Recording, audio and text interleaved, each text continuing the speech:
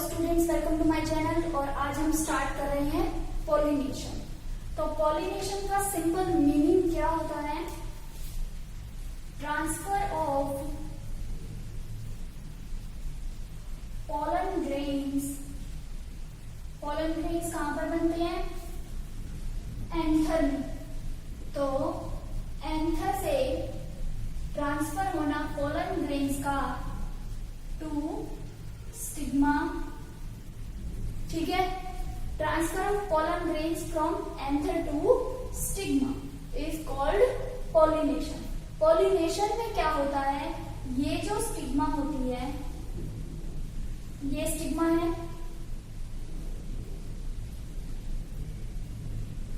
ये यहां पर हमारा पोलन ग्रेन बन रहा है, यहां पर पोलन ग्रेन होगा। तो इस पोलन ग्रेन का यहां से यहां ट्रांसफर, ये कहलाता है पॉलिनेशन। ठीक है, तो ये बात मैं पोलन ग्रेन की स्ट्रक्चर में पहले बता चुकी हूं कि जो पोलन ग्रेन होता है उसकी एग्जाइम जो होती है वो स्पोरोपोलेनिन की बनी होती है, और स्पोरोपोलेनिन को डिग्रेड करने वाला दुनिया में कोई एंजाइम नहीं है। इसलिए जो पोलन ग्रेन्स होते हैं वो पोलन फॉसिल्स की तरह भी एक्ट कर सकते हैं। मतलब जो स्पोरोपोलेनिन होगी वो प्रोटेक्शन प्रोवाइड करेगी, और पोलन ग्रेन्स जो होंगे वो यहां से यहां तक पहुंचने में जिन प्रॉब्लम्स को फेस करेंगे उनके अंदर जो पोलन ग्रेन होगा उसको सरवाइव कर रखेगी कौन? स्पोरोपोलेनिन। ठीक है, क्योंकि ये जो पोलन ग्रेन्स होते हैं वो स्टिग्मा तक खुद नहीं जा सकते, इसलिए या तो विंड, वाटर, एनिमल्स, बर्ड्स या किसी इंसेक्ट की हेल्प ली जाएगी। तो वहां पर डैमेज होने का खतरा बहुत ज्यादा होगा, इसलिए पोलन ग्रेन्स जो होंगे वो बहुत ज्यादा नंबर में बनेंगे।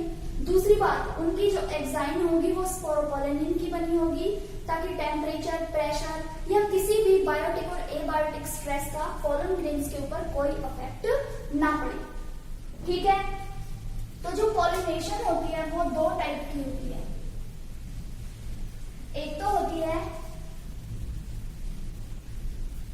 सेल्फ पॉलिनेशन और दूसरी होती है क्रॉस पॉलिनेशन। सेल्फ पॉलिनेशन में दो टाइप के होती हैं। एक तो होती है ऑटोगेमी और दूसरी होती है गाइटोनोगेमी। ठीक है, ऑटोगेमी में क्या होगा? जैसे ये एक प्लांट है, इस प्लांट का ये एक फ्लावर है, ये दूसरा फ्लावर है। तो जब पोलन ग्रेन्स इसी फ्लावर के इसी स्टिग्मा पर आ रही हैं तो वो होगी ऑटोगेमी। ठीक है, autogamy, autogamy means same flower. अगर गाइटोनोगेमी की बात हो रही है तो यहाँ पर प्लांट तो सेम होगा, लेकिन जो पॉलिनेशन है वो बिटवीन टू फ्लावर्स। यहाँ पर सेम फ्लावर सेम प्लांट है, मैं लिख देती हूं, यहाँ पर है सेम फ्लावर सेम प्लांट। जबकि गाइटोनोगेमी में क्या होगा? डिफरेंट फ्लावर होगा, मतलब दो फ्लावर होंगे किसके? सेम प्लांट के। मतलब between two flowers of the same plant is called geitonogamy. And next one is xenogamy. Xenogamy में क्या होगा? ये एक प्लांट है, इसका ये फ्लावर है, यहाँ पर एक दूसरा प्लांट है, उसका ये फ्लावर है। तो इन दो फ्लावर्स के बीच में अगर पॉलिनेशन हो रही है तो वो जीनोगेमी कहलाएगी। मतलब डिफरेंट प्लांट डिफरेंट फ्लावर। ठीक है, जब प्लांट ही डिफरेंट हो गया तो फ्लावर तो अपने आप डिफरेंट होगा। ठीक है, तो ये जो प्रोसेस होती है पॉलिनेशन की वो दो टाइप की हो सकती है, सेल्फ और क्रॉस। सेल्फ में एक ही प्लांट के अंदर होगा, लेकिन एक ही प्लांट के अंदर भी दो तरीके हो सकते हैं, या तो विद इन सेम फ्लावर हो या between two flowers of same plant हो।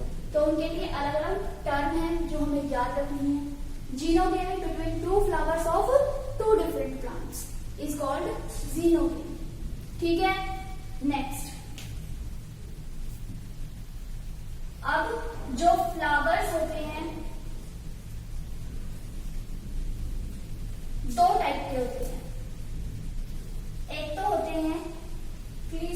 पॉलीगेमस फ्लावर और एक होते हैं कैस्मोगेमस फ्लावर। क्लिस्टोगेमस मतलब क्लोज फ्लावर।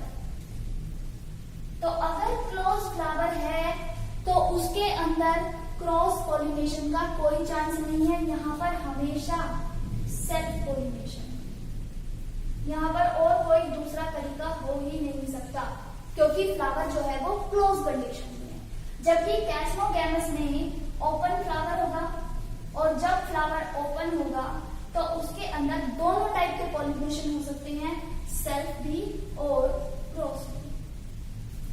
ठीक है, तो ये जो दो टाइप के फ्लावर हैं इनमें कई बार डिफरेंस करना आ सकता है, या फिर आपसे पूछ सकते हैं कि कौन से ऐसे टाइप के फ्लावर्स होते हैं जिनके अंदर हमेशा सेल्फ पॉलिनेशन होती है। तो वो कौन से होंगे? क्लिस्टोगेमस फ्लावर्स, जो कि क्लोज फ्लावर्स होंगे। ठीक है, नेक्स्ट अब हम बात करते हैं एजेंट्स ऑफ पॉलिनेशन की। तो पॉलिनेशन के बहुत सारे एजेंट्स हो सकते हैं। एजेंट्स ऑफ पॉलिनेशन, सबसे पहला, अगर विंड से पॉलिनेशन हो रहा है तो उसको हम बोलेंगे एनेमोफिली। एनेमोफिली विंड से हो रहा है। Next hydrophily.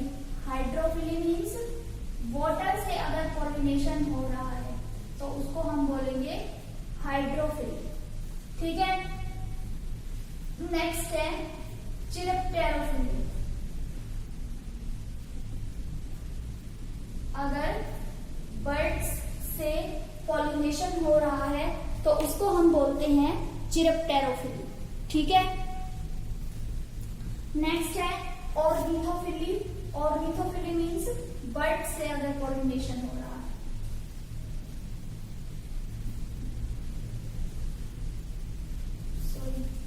चिरप्टेरोफिली मतलब बैट से हो रहा है, और ऑर्निथोफिली मीन्स बर्ड से हो रहा है।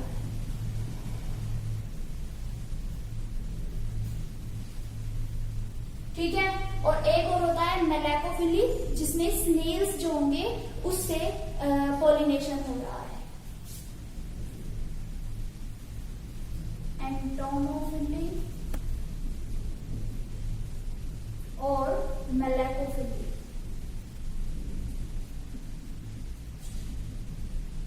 मेलैकोफिली में स्नेल से होगा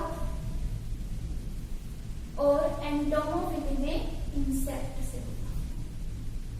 ठीक है, तो इनमें से जो ये चारों हैं वो बायोटिक एजेंट्स होंगे, जबकि विंड और वाटर एबायोटिक एजेंट्स होंगे पॉलिनेशन के। ठीक है, तो हम बात कर रहे थे एनेमोफिली, मतलब विंड से अगर पॉलिनेशन हो रहा है तो जो पोलन ग्रेन्स होंगे वो बहुत ही ज्यादा लाइट वेट के होंगे। इनके पास विंग्स होंगी ताकि ये विंड के अंदर मूव कर सके। ठीक है, नेक्स्ट है हाइड्रोफिली। अगर वाटर से पॉलिनेशन हो रहा है तो जो पोलन ग्रेन्स होंगे वो फ्लोट करेंगे पानी के ऊपर। दूसरा, इनके जो पोलन ग्रेन की जो आउटर लेयर होगी वो म्यूसिलेज कवरिंग की बनी होगी ताकि ये गले नहीं, क्योंकि पानी के अंदर अगर कोई चीज रहेगी तो वो गल सकती है, इसलिए वहां पर म्यूसिलेज की कवरिंग होगी। ठीक है, नेक्स्ट है चिरप्टेरोफिली, मतलब बैट से अगर पॉलिनेशन हो रहा है, बैट, बर्ड, इंसेक्ट, इनसे अगर पॉलिनेशन हो रहा है तो जो फ्लावर्स होंगे वो बहुत ही ज्यादा अट्रैक्टिव होंगे, बहुत ज्यादा वाइब्रेंट कलर्स के होंगे ताकि जो बर्ड्स हैं वो उनकी तरफ अट्रैक्ट हो। उन फ्लावर्स के अंदर नेक्टर का कंटेंट जो होगा वो बहुत ही ज्यादा होगा ताकि जो बर्ड होगा या जो इंसेक्ट होगा वो नेक्टर कलेक्ट करने आए और अपनी विंग्स के थ्रू या किसी और मेथड से वो पॉलिनेशन में हेल्प कर दे। ठीक है, तो ये जो एनिमल्स से अगर पॉलिनेशन हो रही है तो उसके लिए फ्लावर्स के का जो कलर होता है या नेक्टर कंटेंट होता है वो सबसे मेन रोल प्ले करेगा। ठीक है, यहाँ तक हो गया हमारा पॉलिनेशन के बारे में। इसके बाद हम सेल्फ इनकम्पैटिबिलिटी की बात करेंगे और फर्टिलाइजेशन की बात करेंगे। ठीक है, तो मिलते हैं नेक्स्ट वीडियो में। तब तक आप अपना ये काम कंप्लीट कर लीजिए और यहाँ तक नोट्स बना लीजिए। Thank you.